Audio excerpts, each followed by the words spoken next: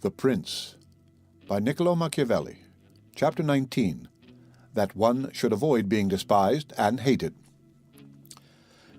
Now concerning the characteristics of which mention is made above, I have spoken of the more important ones. The others I wish to discuss briefly under this generality, that the prince must consider, as has been in part said before, how to avoid those things which will make him hated or contemptible, and as often as he shall have succeeded, he will have fulfilled his part, and he need not fear any danger and other reproaches. It makes him hated above all things, as I have said, to be rapacious, and to be a violator of the property and women of his subjects, from both of which he must abstain. And when neither their property nor their honour is touched, the majority of men live content, and he has only to contend with the ambition of a few, whom he can curb with ease in many ways. It makes him contemptible to be considered fickle, frivolous, effeminate, mean-spirited, irresolute, from all of which a prince should guard himself as from a rock. And he should endeavour to show in his actions greatness, courage, gravity, and fortitude, and in his private dealings with his subjects let him show that his judgments are irrevocable, and maintain himself in such reputation that no one can hope either to deceive him or to get round him. That prince is highly esteemed who conveys this impression of himself, and he who is highly esteemed is not easily conspired against, for provided it is well known that he is an excellent man and revered by his people, he can only be attacked with difficulty. For this reason a prince ought to have two fears, one from within on account of his subjects, the other from without on account of external powers. From the latter he is defended by being well armed and having good allies, and if he is well armed he will have good friends, and affairs will always remain quiet within when they are quiet without, unless they should have been already disturbed by conspiracy. And even should affairs outside be disturbed, if he has carried out his preparations and has lived as I have said, as long as he does not despair, he will resist every attack, as I said Nabis the Spartan did.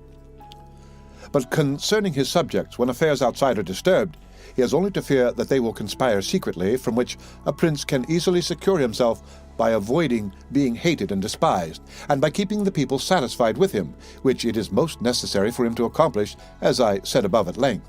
And one of the most efficacious remedies that a prince can have against conspiracies is not to be hated and despised by the people, for he who conspires against the prince always expects to please them by his removal. But when the conspirator can only look forward to offending them, he will not have the courage to take such a course, for the difficulties that confront a conspirator are infinite. And as experience shows, many have been the conspiracies, but few have been successful, because he who conspires cannot act alone, nor can he take a companion except from those whom he believes to be malcontents. And as soon as you have opened your mind to a malcontent, you have given him the material with which to contend himself, for by denouncing you, he can look for every advantage, so that, seeing the gain from this course to be assured, and seeing the other to be doubtful and full of dangers, he must be a very rare friend or a thoroughly obstinate enemy of the prince to keep faith with you. And, to reduce the matter into a small compass, I say that, on the side of the conspirator there is nothing but fear, jealousy, prospect of punishment to terrify him. But on the side of the prince there is the majesty of the principality, the laws, the protection of friends, and the state to defend him, so that, adding to all these things the popular goodwill, it is impossible that anyone should be so rash as to conspire. For whereas in general the conspirator has to fear before the execution of his plot, in this case he has also to fear the sequel to the crime, because on account of it he has the people for an enemy, and thus cannot hope for any escape. Endless examples could be given on this subject, but I will be content with one brought to pass within the memory of our fathers. Messer Annibale Bentivogli, who was prince in Bologna, grandfather of the present Annibale, having been murdered by the Caneschi who had conspired against him, not one of his family survived but Messer Giovanni, see editorial note, who was in childhood. Immediately after his assassination, the people rose and murdered all the Caneschi. This sprung from the popular goodwill which the house of Bentivogli enjoyed in those days in Bologna, which was so great that, although none remained there after the death of Annibale, who was able to rule the state, the Bolognese, having information that there was one of the Bentivogli family in Florence, who up to that time had been considered the son of a blacksmith, sent to Florence for him and gave him the government of their city, and it was ruled by him until Messer Giovanni came in due course to the government. Editorial note: Giovanni Bentivogli, born in Bologna in 1438, died at Milan in 1508. He ruled Bologna from 1462 to 1506. Machiavelli's strong condemnation of conspiracies may get its edge from his own very recent experience in February 1513, when he had been arrested and tortured for his alleged complicity in the Boscoli conspiracy. For this reason I consider that a prince ought to reckon conspiracies of little account when his people hold him in esteem, but when it is hostile to him and bears hatred towards him, he ought to fear everything and everybody, and well-ordered states and wise princes have taken every care not to drive the nobles to desperation, and to keep the people satisfied and contented, for this is one of the most important objects a prince can have. Among the best ordered and governed kingdoms of our time is France, and in it are found many good institutions on which depend the liberty and security of the king. Of these the first is the Parliament and its authority, because he who founded the kingdom, knowing the ambition of the nobility and their boldness, considered that a bit to their mouths would be necessary to hold them in, and on the other side, knowing the hatred of the people, founded in fear against the nobles, he wished to protect them, yet he was not anxious for this to be the particular care of the king. Therefore, to take away the reproach which he would be liable to from the nobles for favouring the people, and from the people for favouring the nobles, he set up an arbiter, who should be one who could beat down the great and favour the lesser without reproach to the king.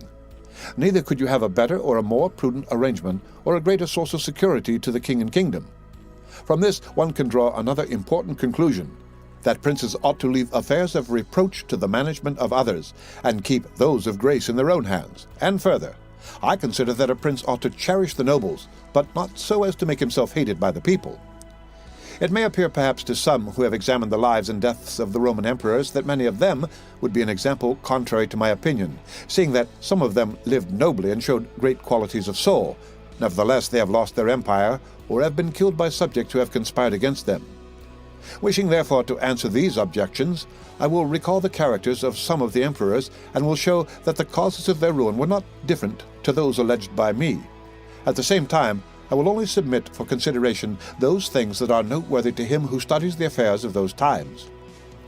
It seems to me sufficient to take all those emperors who succeeded to the empire from Marcus the philosopher down to Maximinus. They were Marcus and his son Commodus, Pertinax, Julian, Severus, and his son Antoninus Caracalla, Macrinus, Heliogabalus, Alexander, and Maximinus. There is first to note that, whereas in other principalities the ambition of the nobles and the insolence of the people only have to be contended with, the Roman emperors had a third difficulty in having to put up with the cruelty and avarice of their soldiers, a matter so beset with difficulties that it was the ruin of many. For it was a hard thing to give satisfaction both to soldiers and people, because the people loved peace, and for this reason they loved the unaspiring prince, whilst the soldiers loved the warlike prince who was bold, cruel, and rapacious, which qualities they were quite willing he should exercise upon the people, so that they could get double pay and give vent to their own greed and cruelty. Hence it arose that those emperors were always overthrown who, either by birth or training, had no great authority, and most of them, especially those who came new to the principality, recognizing the difficulty of these two opposing humours, were inclined to give satisfaction to the soldiers, caring little about injuring the people, which course was necessary because, as princes cannot help being hated by someone, they ought in the first place to avoid being hated by everyone, and when they cannot compass this, they ought to endeavour with the utmost diligence to avoid the hatred of the most powerful. Therefore, those emperors who through inexperience had need of special favour adhered more readily to the soldiers than to the people, a course which turned out advantageous to them or not, accordingly as the prince knew how to maintain authority over them. From these causes it arose that Marcus, Pertinax, and Alexander, being all men of modest life, lovers of justice, enemies to cruelty, humane and benignant, came to a sad end, except Marcus. He alone lived and died honoured, because he had succeeded to the throne by hereditary title, and owed nothing either to the soldiers or the people. And afterwards, being possessed of many virtues which made him respected, he always kept both orders in their places whilst he lived, and was neither hated nor despised. But Pertinax was created emperor against the wishes of the soldiers, who, being accustomed to live licentiously under Commodus, could not endure the honest life to which Pertinax wished to reduce them. Thus, having given cause for hatred, to which hatred there was added contempt for his old age, he was overthrown at the very beginning of his administration. And here it should be noted that hatred is acquired as much by good works as by bad ones. Therefore, as I said before, a prince wishing to keep his state is very often forced to do evil. For when that body is corrupt whom you think you have need of to maintain yourself, it may be either the people, or the soldiers, or the nobles, you have to submit to its humors and to gratify them, and then good works will do you harm. But let us come to Alexander, who was a man of such great goodness, that among the other praises which are accorded him is this, that in 14 years he held the empire. No one was ever put to death by him unjudged. Nevertheless, being considered effeminate and a man who allowed himself to be governed by his mother, he became despised. The army conspired against him and murdered him. Turning now to the opposite characters of Commodus, Severus, Antoninus, Caracalla, and Maximinus, you will find them all cruel and rapacious men who, to satisfy their soldiers, did not hesitate to commit every kind of iniquity against the people, and all except Severus came to a bad end. But in Severus there was so much valor that, keeping the soldiers friendly, although the people were oppressed by him, he reigned successfully, for his valor made him so much admired in the sight of the soldiers and people that the latter were kept in a way astonished and awed, and the former respectful and satisfied. And because the actions of this man as a new prince were great, I wish to show briefly that he knew well how to counterfeit the fox and the lion, which natures, as I said above, it is necessary for a prince to imitate. Knowing the sloth of the Emperor Julian, he persuaded the army in Sclavonia, of which he was captain, that it would be right to go to Rome and avenge the death of Pertinax, who had been killed by the Praetorian soldiers. And under this pretext, without appearing to aspire to the throne, he moved the army on Rome and reached Italy before it was known that he had started. On his arrival at Rome, the Senate, through fear, elected him emperor and killed Julian. After this, there remained for Severus, who wished to make himself master of the whole empire, two difficulties. One in Asia, where Niger, head of the Asiatic army, had caused himself to be proclaimed emperor. The other in the west, where Albinus was, who also aspired to the throne. And as he considered it dangerous to declare himself hostile to both, he decided to attack Niger and to deceive Albinus. To the latter he wrote that, being elected emperor by the Senate, he was willing to share that dignity with him and send him the title of Caesar, and moreover that the Senate had made Albinus his colleague, which things were accepted by Albinus as true. But after Severus had conquered and killed Niger and settled oriental affairs, he returned to Rome and complained to the Senate that Albinus, little recognizing the benefits that he had received before him, had by treachery sought to murder him, and for this ingratitude he was compelled to punish him. Afterwards he sought him out in France and took from him his government and life. He who will therefore carefully examine the actions of this man will find him a most valiant lion and a most cunning fox. He will find him feared and respected by everyone, and not hated by the army, and it need not be wondered at that he, a new man, was able to hold the empire so well, because his supreme renown always protected him from that hatred which the people might have conceived against him for his violence. But his son Antoninus was a most eminent man, and had very excellent qualities which made him admirable in the sight of the people, and acceptable to the soldiers, for he was a warlike man, most enduring of fatigue, a despiser of all delicate food and other luxuries, which caused him to be beloved by the armies. Nevertheless, his ferocity and cruelties were so great and so unheard of that, after endless single murders, he killed a large number of the people of Rome, and all those of Alexandria. He became hated by the whole world, and also feared by those he had around him to such an extent that he was murdered in the midst of his army by a centurion. And here it must be noted that such like deaths, which are deliberately inflicted with a resolved and desperate courage, cannot be avoided by princes, because anyone who does not fear to die can inflict them. But a prince may fear them the less because they are very rare. He has only to be careful not to do any grave injury to those whom he employs or has around him, in the service of the state. Antoninus had not taken this care, but had contumeliously killed a brother of that centurion, whom also he daily threatened, yet retained in his bodyguard, which, as it turned out, was a rash thing to do, and proved the emperor's ruin. But let us come to Commodus, to whom it should have been very easy to hold the empire, for being the son of Marcus, he had inherited it, and he had only to follow in the footsteps of his father to please his people and soldiers. But being by nature cruel and brutal, he gave himself up to amusing the soldiers and corrupting them so that he might indulge his rapacity upon the people. On the other hand, not maintaining his dignity, often descending to the theatre to compete with gladiators, and doing other vile things little worthy of the imperial majesty, he fell into contempt with the soldiers, and being hated by one party and despised by the other, he was conspired against and was killed. It remains to discuss the character of Maximinus. He was a very warlike man, and the army, being disgusted with the effeminacy of Alexander, of whom I have already spoken, killed him and elected Maximinus to the throne. This he did not possess for long, for two things made him hated and despised. The one, his having kept sheep in Thrace, which brought him into contempt, it being well known to all, and considered a great indignity by everyone, and the other, his having, at the accession to his dominions, deferred going to Rome and taking possession of the imperial seat.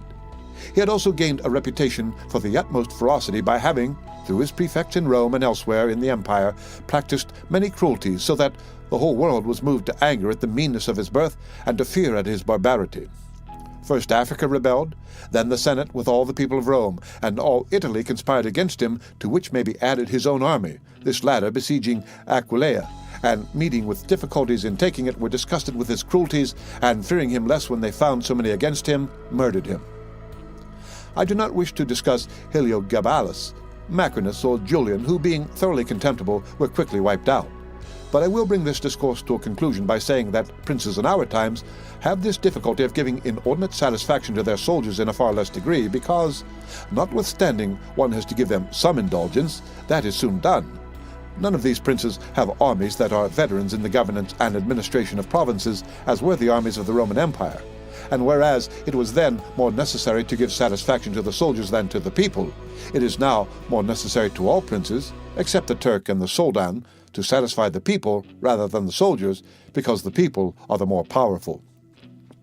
From the above, I have accepted the Turk, who always keeps round him 12,000 infantry and 15,000 cavalry, on which depend the security and strength of the kingdom, and it is necessary that, putting aside every consideration for the people, he should keep them his friends.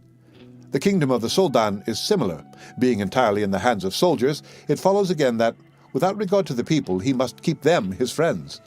But you must note that the state of the Soldan is unlike all other principalities, for the reason that it is like the Christian pontificate, which cannot be called either an hereditary or a newly formed principality, because the sons of the old prince are not the heirs, but he who is elected to that position by those who have authority, and the sons remain only noblemen.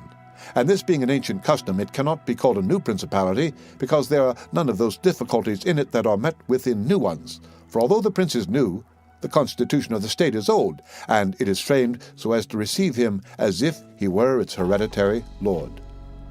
But returning to the subject of our discourse, I say that whoever will consider it will acknowledge that either hatred or contempt has been fatal to the above-named emperors, and it will be recognized also how it happened that, a number of them acting in one way and a number in another, only one in each way came to a happy end, and the rest to unhappy ones. Because it would have been useless and dangerous for Pertinax and Alexander, being new princes, to imitate Marcus, who was heir to the principality, and likewise it would have been utterly destructive to Caracalla, Commodus, and Maximinus to have imitated Severus, they not having sufficient valor to enable them to tread in his footsteps. Therefore, a prince new to the principality cannot imitate the actions of Marcus, nor again is it necessary to follow those of Severus. But he ought to take from Severus those parts which are necessary to found his state, and from Marcus those which are proper and glorious to keep a state that may already be stable and firm.